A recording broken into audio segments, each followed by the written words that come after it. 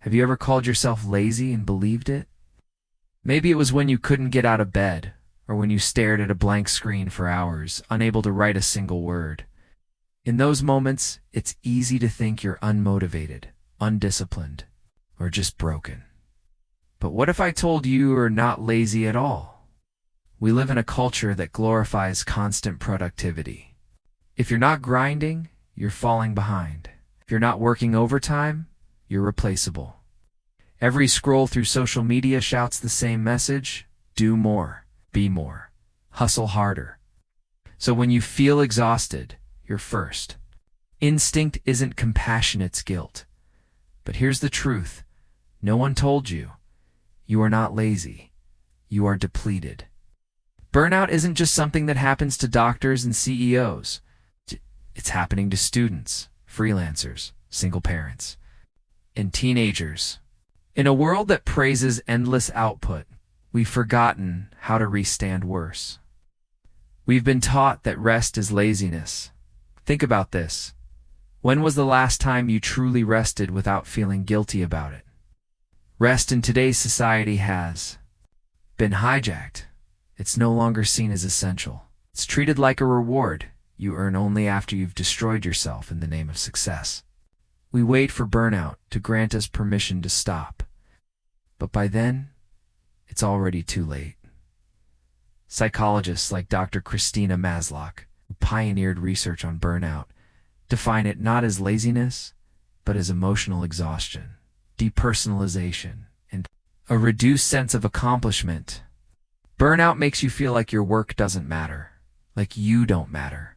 And that's not laziness, it's despair disguised as fatigue. So why do we keep blaming ourselves? Because self-blame is easier than confronting a broken system. It's less scary to say, I'm just lazy, than to admit we're caught in a culture that demands everything from us and gives back very little. This is not a personal failure. This is a societal illness. And what's worse, the burnout system hides behind the illusion of freedom. You think you're choosing to hustle, but the choice is manufactured. The deadlines, the algorithms, the pressure to monetize every hobby, it's all part of a silent script written long before you even realized you were performing. Here's the catch. The more burned out you feel, the more you think you're failing and the more you push yourself. But you're not a machine that needs tuning. You're a human being that needs care. You don't need more discipline. You need permission to be human again, to rest, to pause, to say I've done enough for today, without guilt clawing at your chest. You are allowed to do nothing and still be worthy? Asterisk. Let's talk about the addiction no one talks about. Stress. Yes, you read that right. We are addicted to pressure, not because we enjoy it, but because we've been conditioned to depend on it. It's become the invisible drug of modern society. You wake up and check your phone not because you need to, but because the dopamine hit of urgency has replaced real peace. You scroll through emails, messages, notifications. Each red dot is a reminder you're needed, you're important, you're behind. We say we hate the stress, but we've built our identities around it. Think about it. How often do you equate your worth with how busy you are? How many times have you bragged, I'm so exhausted, as if it's a badge of honor? We've been trained to wear burnout like a medal and call it ambition. But stress is not a badge. It's a warning light.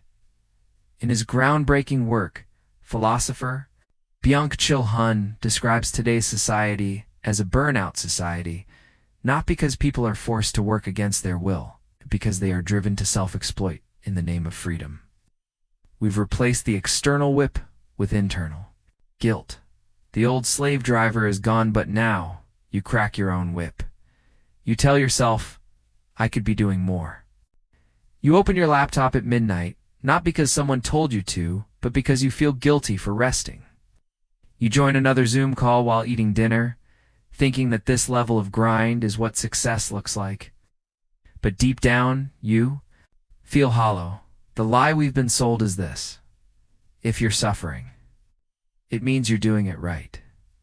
But here's the paradox. When pain becomes proof of progress, you stop asking if the direction is even right. You might be climbing fast, but up the wrong mountain. Let's be brutally honest. This system doesn't want you to thrive. It wants you to produce. And when you collapse, it replaces you and moves on. That's not a career. That's a conveyor belt. What's worse is how this culture masks exploitation as empowerment. You're told, be your own boss, but no one tells you how capitalism turns that into self-abuse. You're encouraged to hustle, but not to heal, to monetize your passions, but never to sit still. Rest is framed as weakness, silence as laziness, slowness as failure. But what if we've misunderstood what real strength looks like? True strength is not working until you break. True strength is knowing when to stop, to say, I am enough. Not because you've earned it, but because you exist. Here's the uncomfortable truth. The system profits off your self-doubt. If you woke up tomorrow completely at peace with yourself, half the economy would collapse. Beauty, productivity, self-help, they all depend on one thing, you feeling like you're not enough. So the next time you hear that voice telling you to push harder, work later, rest less, pause. Ask yourself, whose voice is that? Is it really yours? Or is it the echo of a system that fears your peace more than your productivity? Asterisk, let's get to the core illusion: freedom. Modern society constantly whispers that you're free to choose your path, to become anything, to chase success. But in reality, you're not free, you're overwhelmed by options that never lead to rest. This isn't freedom. It's fatigue disguised as freedom. You're told to optimize yourself. But optimize for what? More money? More likes? More output? Self-optimization sounds empowering, but here's the trap. It's endless. There is no finish line. Once you fix one flaw, another appears. Once you hit one goal, the next one doubles. It's a treadmill where the speed keeps increasing. And no one ever tells you that you're allowed to get off. And here's the kicker. You start to believe this is your choice. That's the brilliance of the system. It makes you your own jailer. No one is forcing you to wake up at 5 a.m., skip breakfast, overwork, and hate yourself for not being more productive. You're doing it voluntarily. You even read books and follow influencers who teach you how to crush it. And in the name of discipline, you destroy your joy. But ask yourself, when did being human become a flaw that needs fixing? You weren't born to be a robot. You weren't designed to measure your worth in how many tasks you complete before 10 a.m. You are not a project. You are a person. Yet somehow, we've built a society where being normal, tired, messy, emotional is seen as failure, and the most heartbreaking part? You blame yourself for breaking under this pressure. You think, if I were stronger, I could handle it. But no, if you break under impossible conditions, that's not a weakness. That's biology doing its job. That's your nervous system screaming for help. Psychologist Gabor Maté says, yes. When we suppress our needs to fit into a toxic environment, our bodies eventually speak for us.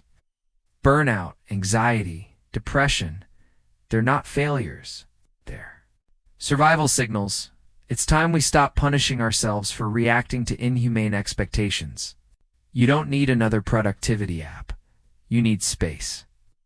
You don't need another life coach. You need truth. And the truth is, your exhaustion is valid. What if your so-called lack of motivation is actually your body resisting a life that doesn't serve your soul? What if your procrastination is not laziness, but rebellion? A quiet voice whispering, this isn't right. Listen to that voice. Don't silence it with more noise, more hustle, more pressure, because maybe, just maybe, the most radical act of healing in a burnout society is to stop performing and start feeling. So, where do we go from here, now that we know we're not lazy but exhausted? Not weak but misled? Not broken but buried beneath impossible demands? What do we do with this truth? First, we stop chasing an identity built on exhaustion. You are not your to-do list. You are not your unread emails. You are not your productivity score. You are not a failure just because you're tired. Let that sink in. Then we begin the hardest and most radical journey of all. Healing without performing. This means resting without guilt. Saying no without apology. Choosing slowness in a world that worships speed. It means recognizing that your worth was never tied to how much you can endure. This is not about giving up. This is about waking up. Waking up to the lie that you must always be on. Waking up to the fact that you don't have to earn rest. You already deserve it. Waking up to the truth that softness is not weakness, that stillness is not stagnation, and that healing does not look like hustle. Real resilience doesn't come from grinding through burnout. It comes from refusing to sacrifice your peace on the altar of performance. Let's reimagine discipline, not as harshness, but as devotion. Devotion to your well-being. Devotion to your body's signals. Devotion to a life where joy isn't postponed until you've earned it. You were not born to be consumed. You were born to create, to connect, to rest, to laugh, to breathe, to live. And yes, to do nothing, sometimes, and still be enough, in a world that asks you to prove your value every second. The most powerful thing you can say is, I already am. So the next time you feel unmotivated, don't ask, what's wrong with me? Ask, what has this world asked of me that I was never meant to give? And maybe, just maybe, that's the beginning of everything changing.